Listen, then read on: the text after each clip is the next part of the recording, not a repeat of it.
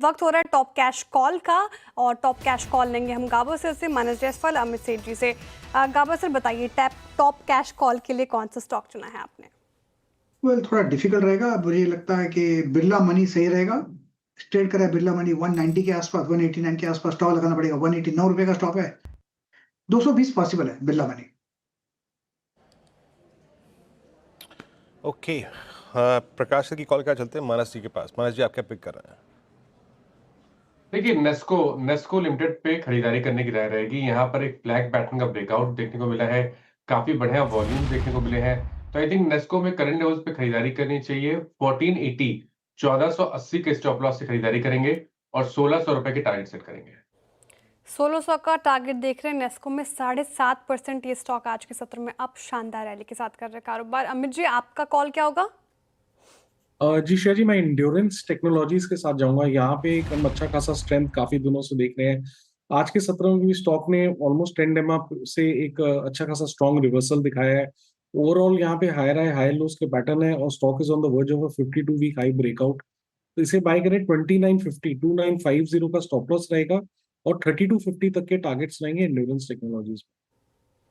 Endurance Amit ji की तरफ से आई ये बाई साइड की ट्रेड, तो तीनों ही टॉप कैश कॉल में बाई साइड की ट्रेड आई है और हमने वो चर्चा कर ली। चलिए आगे बढ़ते हैं। और बाजार में मार्जिन ट्रेडिंग का जोर पकड़ता जा रहा है। बाजार में मार्जिन ट्रेडिंग 1 लाख करोड़ के करीब पहुंच गई है।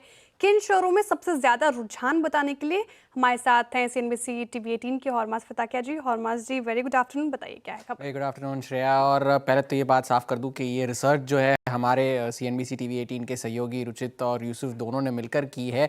उसका डेटा आज इंटरेस्टिंगली हमारे सामने, आपके सामने हम रख रहे हैं। और ये मार्जिन ट्रेडिंग की जो बढ़त है वो आप अगर देखें तो 2020 के अंत में जो 7,500 करोड़ का आंकड़ा था, वो 5 सालों में शुक्रवार की क्लोजिंग की अगर हम आंकड़ा देखें तो 13 गुना बढ़कर लगभग 95,000 करोड़ रुपए के आसपास जो है वो बढ़ा है। अगर आप उसे साल दर साल भी देखें तो जिस तरह की बढ़त हमें इस आंकड़े में देखने मिली है, ना सिर्फ इस पूरे ओवरऑल आंकड़े में, जबकि जो शेयर है जिन पर मार्जिन ट्रेडिंग की गई है उसमें भी लगभग 10 गुना तेजी देखने मिली है। जबकि 49 करोड़ शेयर 2020 के अंत में थे, यही आंकड़ा अब शुक्रवार की क्लोजिंग में बढ़कर 480 करोड़ शेयर्स तक जा पहुंचा है। अब ये मार्जिन ट्रेडिंग फैसिलिटी काम करती कैसे है? अब ये वो ऐसी फैसिलिटी है जो ब्रोकर्स, निवेशकों या ट्रेडर्स को दी जाती है। अगर आप अपने मौजूदा कैपिटल से ज़्यादा अगर आप शेयर खरीदना चाहते हो तो आप इस सुविधा का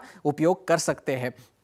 अब मान लीजिए कि आपने 1,000 रुपये के शेयर खरीदने हैं। आप अगर इस फैसिलिटी का लाभ उठाना चाहते हैं तो अगर आप उसमें से 200 रुपये की तुरंत पेमेंट कर दें और ब्रोकर से बाकी के 800 रुपये की फंडिंग जो है वो ब्रोकर के जरिए आती है। अगर इस लेवरेज के जरिए अगर ये ट्रेड में इस शेयर का भाव बढ़ता है तो ये आपके लिए फ़ायदे का सौदा हो सकता है। लेकिन अगर ये स्टॉक गिर जाए जिसमें आपने इस फैसिलिटी से ट्रेड की है तो ये आपके लिए एक रिस्क बन सकती है, क्योंकि उसके बाद ब्रोकर के पास ये अनुमति होती है कि वो शेयर को बेच सकता है मौजूद, अगर एडिशनल कोलैटरल आपके पास नहीं है ब्रोकर को देने के लिए। और एक कमजोर मार्केट में अगर इस तरह की सेलिंग की जाए तो सेलिंग का दबाव और बढ़ सकता है। ये इस MTF का एक रिस्क फैक्टर है। अब किन शेयरों में सबसे ज्यादा ट्रेडिंग होती है? ये उन ज्यादा शेयरों में ट्रेडिंग ज्यादा होती है जो ब्लू चिप शेयर होते हैं, या तो सरकारी कंपनियां हैं या वो कंपनियां हैं जिनमें रिटेल होल्डिंग्स बहुत ज्यादा है। HAL में अगर आप देखें तो सबसे ज्यादा है 1500 करोड़ की। फिर ब्लू चिप नाम आते हैं Jio financial, Reliance industries, TCS, Tata motors. सरकारी कंपनियों की अगर हम बात करें तो इसमें मैसगांव डॉक, भारत इलेक्ट्रॉनिक्स के नाम शामिल है, CDSL का नाम शामिल है और सुजलॉन एनर्जी, REC, इन सभी शेयरों के नाम भी जिसमें रिटेल होल्डिंग बहुत ज्यादा है, येस बैंक, इन सभी के नाम भी शामिल है। हमने कुछ मार्केट एक्सपर्ट से भी बात की, उन्होंने कहा कि प्रोडक्ट मैच्योर हो जाने की वजह से इसमें बाजार को कोई बड़ा खतरा नहीं है। लेकिन सेबी भी अपने एनुअल रिपोर्ट में ये कह रहा है कि ये इस जो मैकेनिज्म है उसे फिर से रिव्यू किया जा रहा है, किन शेयरों को लाया जाए, किन शेयरों को रखा जाए और क्या मैकेनिज्म होना चाहिए, इसे भी दोबारा रिव्यू करा जाना चाहिए। तो फिलहाल बाजार को इससे कोई खतरा नहीं है, लेकिन एक बड़ा सब्सटैंशियल इंक्रीज इस मार्जिन ट्रेडिंग फैसिलिटी में देखा गया है पिछले 5 सालों में। जी शुक्रिया और मोस इस पूरी चर्चा के लिए। याद रखिएगा, ये तथ्य थे, ये फैक्ट्स थे, फिगर्स थे, आपके साथ शेयर किए करें हमने।